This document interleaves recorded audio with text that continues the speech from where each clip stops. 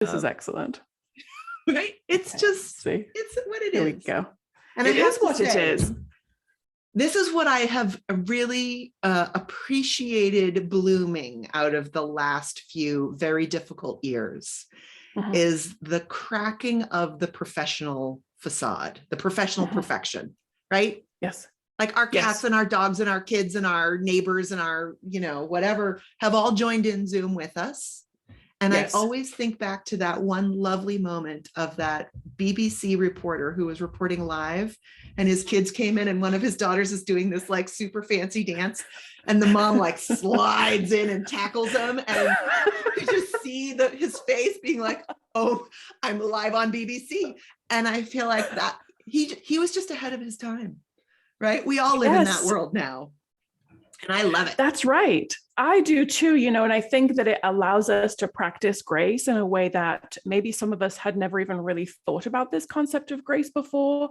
And that not only can we offer it to others, but we can also ask for it. This is such a big deal because these are incredibly stressful times that we are living in. Yes. It's, I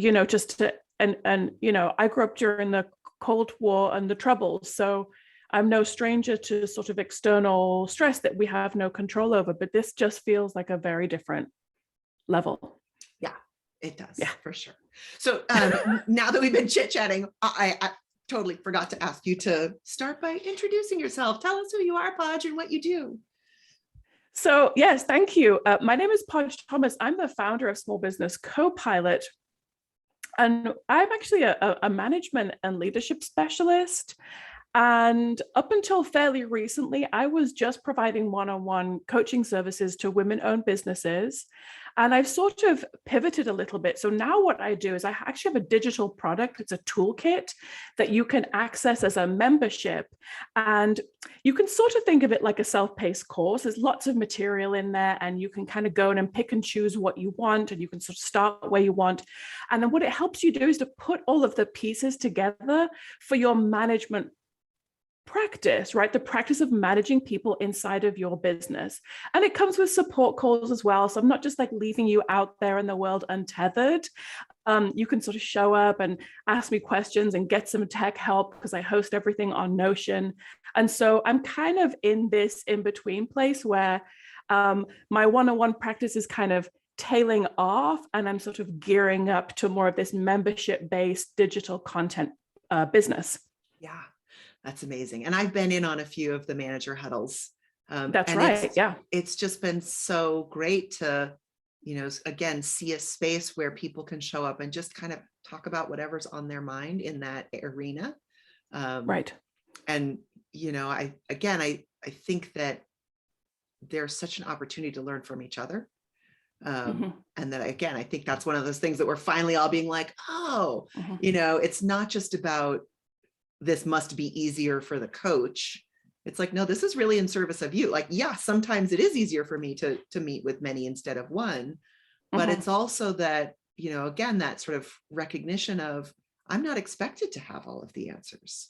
And even if I do, it's not the only answer. And there's all of these other rich perspectives that, I would love to tap my amazing people to be able to share. One of the reasons that we do this. Yes. And, the pressure of being the smartest person in the room is immense, right? And there are definitely days where I feel like I'm the smartest person in the room, or I want to be the smartest person in the room, or my ego tells me I'm the smartest person in the room. But the reality is that when I'm in a group, whether it's virtual or in person, of women business owners, and we're troubleshooting around a problem, we can get to much better solutions and much better, richer conversation around the problem than, together than we can on our own, or even in our own brains. And, you have a small team, I work on my own. So sometimes I just sit on that couch that you see behind me, and I just sort of sit there and just try to think about something and hope that some answers come to me. And sometimes they do. And sometimes I have to sort of reach out and say, hey, I'm noodling on this thing. Can you help me think through it? Because, my own brain is an echo chamber. I love the word noodling, I have to tell you. It's like I always just picture my brain like a nice big lasagna, right? I have to noodle on it. I'm very food focused. Exactly. So our topic today was around onboarding, and it's timely for me because we're always trying to sort of up level both our client processes, but also our internal processes. And I had a call yesterday with a client and she's like, wow, you guys have really grown. And I was like, we've actually only added 4 people to the team since you last checked in with us a couple of years ago.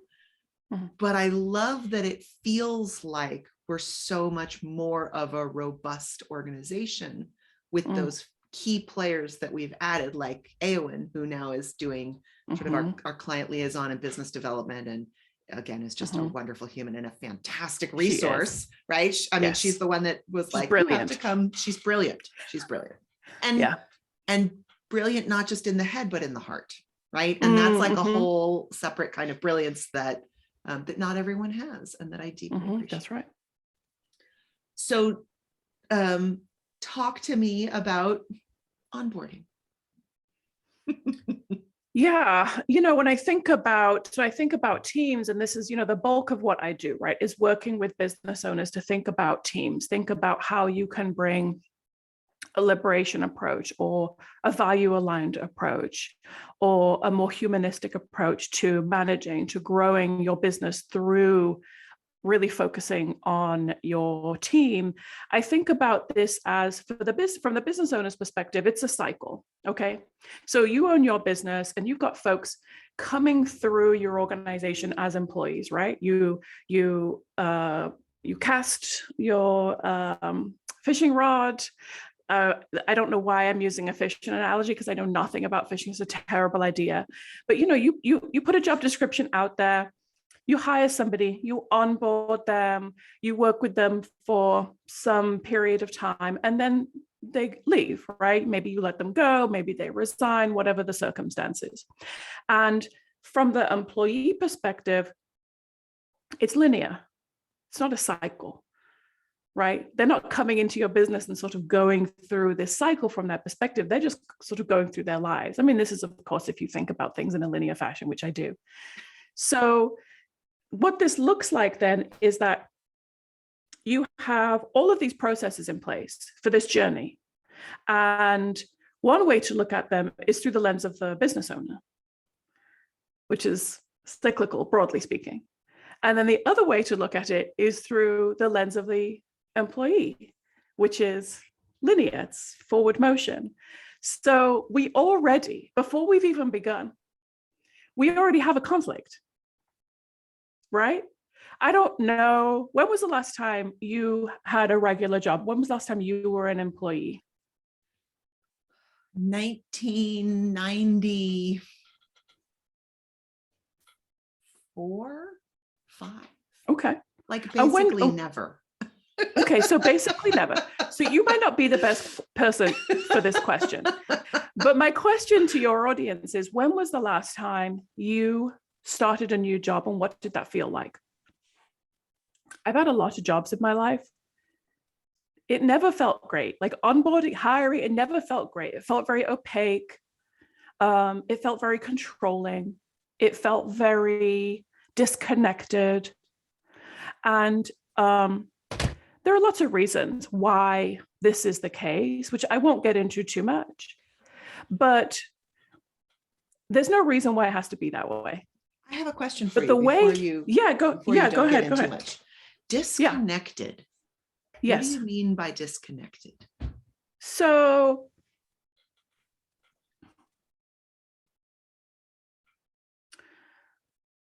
let's go back to this idea that the employer has one experience when they're, and I'm going to talk about hiring and onboarding specifically, just this narrow section of the journey.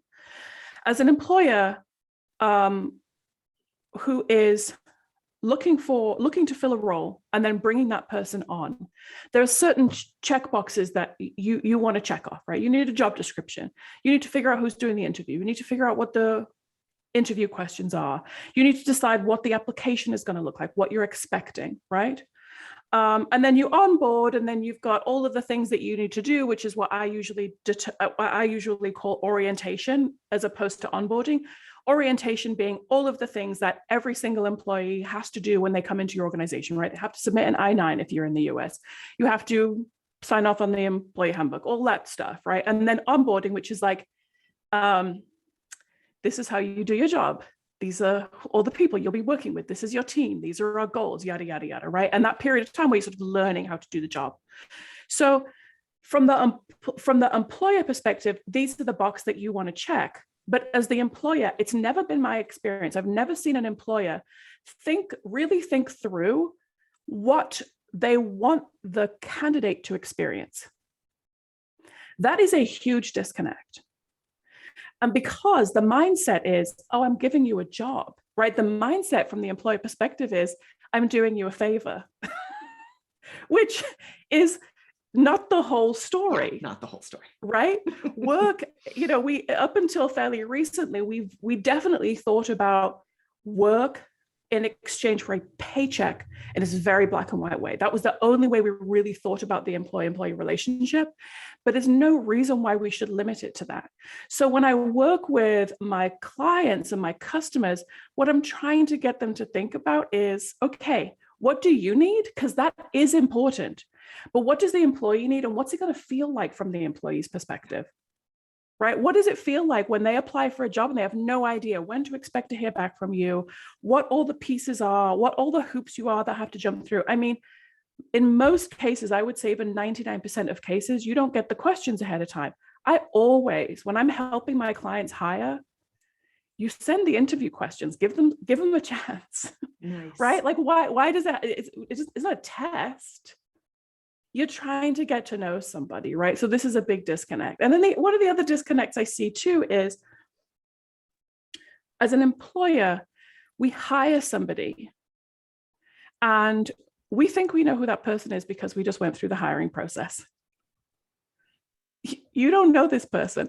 So 6 months in, you start griping about how this person isn't doing the thing that you thought that they were going to do, but you don't know them, right? And you may never have told them.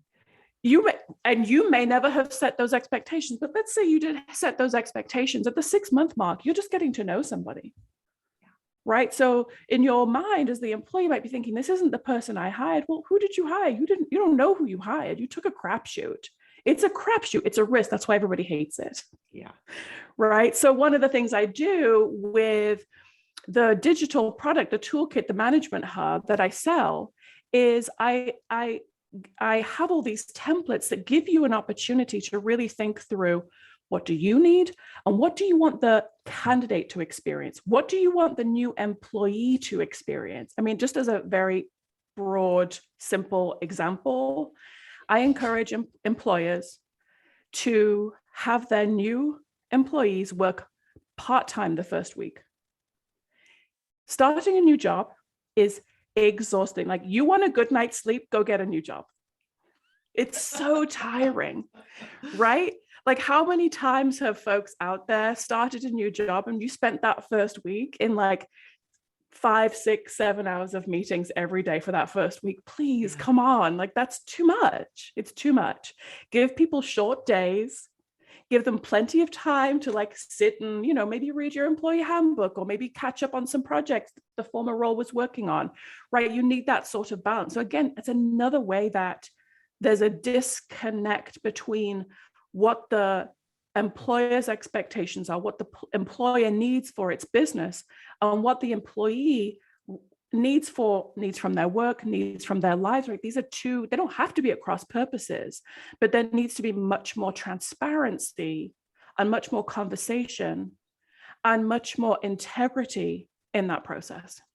I totally agree. And it's funny because we are absolutely talking about, making the first day with our company the best first day anyone's ever had and like strategizing around that. But I love what you said about the pre-hire, because that I hadn't even gotten to that point yet, right? Like, of course it makes sense to send the interview questions ahead. That's how you get the real answers. And, and then even further back than that, in our last round of hiring, one of the things that we did differently was to make a really long job post So instead of sort of following the traditional standard, which was a template we'd been given a million years ago by an HR person of like, submit your resume and, here are the like couple of things, instead to, to like use language, like we cuss here. And so we're looking for kick-ass bookkeepers. Like if that word turns you off here, you're not going to do well with us. Yeah, because this is the first touch point. Right. This is the first time the person who is going to become your new employee gets a sense of who you are, right? This is their first introduction to you. So why not lay it all out? Yeah. And talk. What do you have to lose? Right. Talk at length about, what are not just the skills, but what kind of personality are we as a company and who do we need you to be? It's still not foolproof, but the quality of the candidates we got shifted dramatically when we employed that. And, we got some pushback about like, why is our job description so long? And I was like, because that's how we communicate to them. Right. And so again, we're sort of trying to build that consistency and through line. So like everything that I'm hearing you say tells me I'm going in the right direction and shows me yet another area that, like, why wouldn't we just say, here is the process? Why wouldn't that be the first email? If you don't hear from us within 2 weeks, that means no, thank you. We're not going to call every single one of you, but we want to give you a time frame to be able to say, you need to give us 2 weeks. Please, if you haven't heard from us by a week and a half, you're still in the running, just so that, right? Managing expectations. The same thing we do with our clients. That's right. Yeah. And I think what you're also speaking to sort of more broadly is this idea that as the business owner, it's just as important for you to spend time tightening up and focusing on your, I don't want to say HR, it's not a term I like, but your people processes. It's just as important for you to do that as it is to do your finances, as it is to understand your operations, as it is for your marketing, right? There is this sort of idea that the managing of people is an afterthought, that it should be intuitive, especially as women. Well, you know how to have relationships, you know how to nurture. You should just be able to figure this out.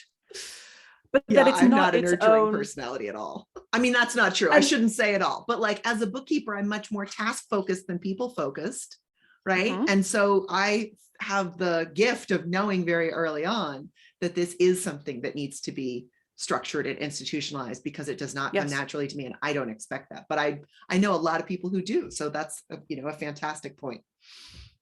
Yeah, and the fact that you are the owner of your business and you don't have a warm, fuzzy, nurturing personality informs the culture of your company.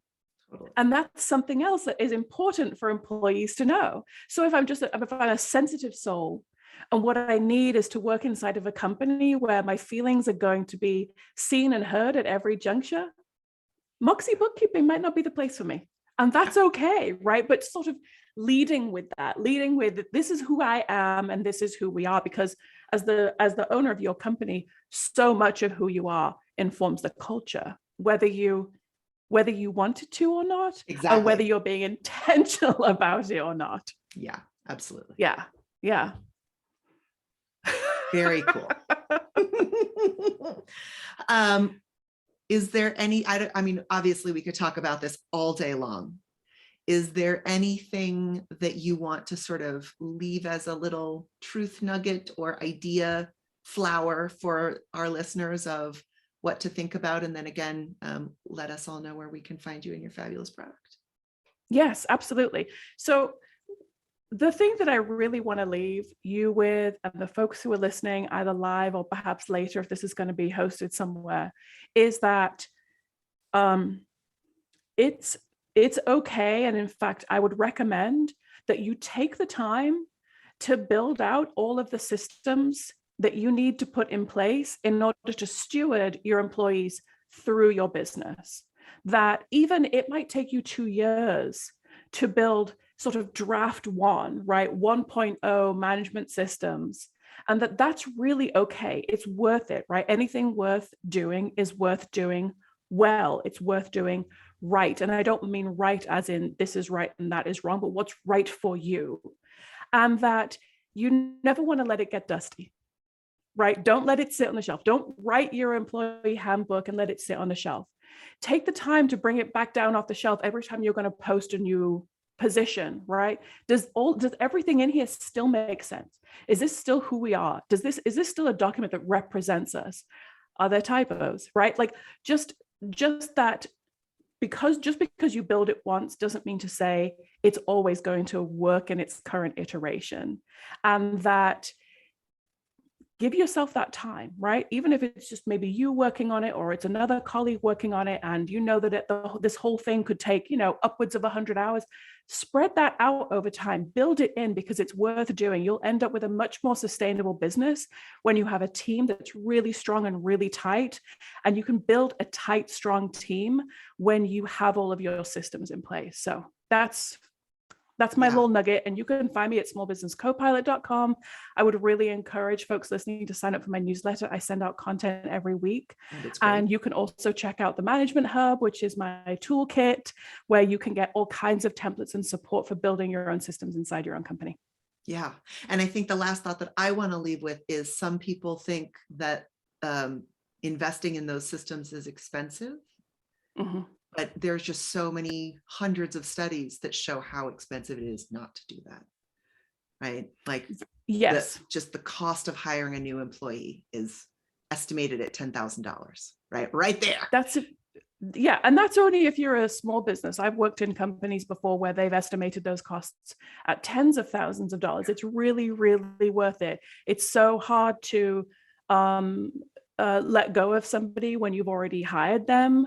It's hard just to have difficult conversations, but it's hard because you look back at the last 3 months and you're just like, oh my God, I spent so much time finding this person, and you just really try to make it right. So better to do it right in the first place than try to sort of fix it later on. It becomes much messier. But I think you make a really, really good point. Yeah. Yeah. And the idea of support, again, is just invaluable. As you referenced earlier, like your own head is an echo chamber. And so even if you can't necessarily afford to invest in a high level professional, like get somebody somewhere to just throw, somebody somewhere who knows about business. That's right. Throw these ideas around with. Yeah. Yes, absolutely. Podge, thank you so much for coming on with us. I hope that we have the opportunity to bring you back again very soon. We love the manager huddle, and the Copilot, and your newsletter is a wealth of information. And we look forward to keeping in touch. Thanks, Ian. Thanks for having me. Take care. Yeah. Bye. Bye.